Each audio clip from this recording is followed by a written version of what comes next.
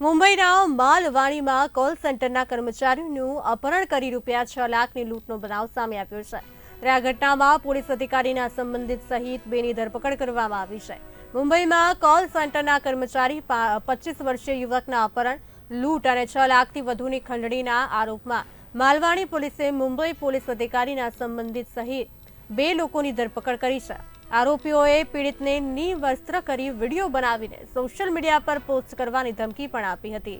ધરપકડ કરાયેલા લોકોની ઓળખ એન્જલ ગોમ્સ અને આદિત્ય બડેકર તરીકે થઈ છે। ત્યારે આ સમગ્ર મામલે ફરિયાદીની ફરિયાદ પરથી માલવણી પોલીસે 2 આરોપીની ધરપકડ કરી વધુ તપાસ હાથ ધરી છે। 25 तारखेला एक अभयसिंग नावाचा तक्रारदार पोलीस स्टेशनला आला। तो एका कॉल सेंटरमध्ये काम करतो। त्यांनी तक्रार दिली की तो ज्या कॉल सेंटरमध्ये काम करायचा त्या कॉल सेंटरमध्ये एक ॲग्रोवन गोम्स नावाचा व्यक्ती सुद्धा काम करायचा। परंतु तो जरा गुंड प्रवृत्तीचा होता। त्याची ह्यांनी तक्रार केली होती, अभयसिंगनी ते मॅनेजमेंटकडे तक्रार केली होती। त्याचा तक्रारीची चौकशी अंती त्या ॲग्रोवन गोम्सला नोकरीवरून काढून टाकलं होतं।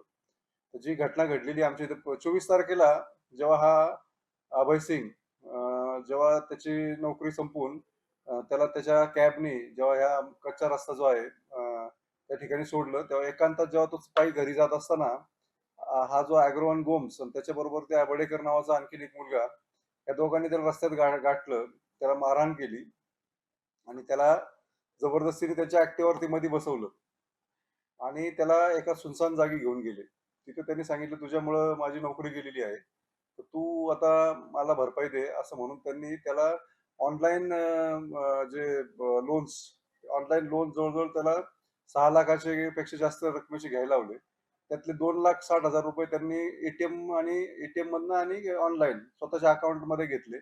त्यानंतर मग त्याच्या अर्धनग्न अवस्थेत त्याचा व्हिडिओ काढला आणि त्याला दम दिला, "जर तू पोलिसात तक्रार दिली, तर हा व्हिडिओ आम्ही व्हायरल करू." असं त्याला तक्रार दिल्यानं तो खूप घाबरला आणि शेवटी मग तो पोलिसांकडे आल्यानंतर पोलिसांनी ताबडतोब ॲक्शन घेऊन हे दोन्ही आरोपींना अटक केलेली आहे आणि त्यांनी जे रक्कम त्यांच्या अकाउंटमध्ये आहे, ती रक्कम रिकव्हर करण्याची प्रक्रिया सध्या चालू आहे।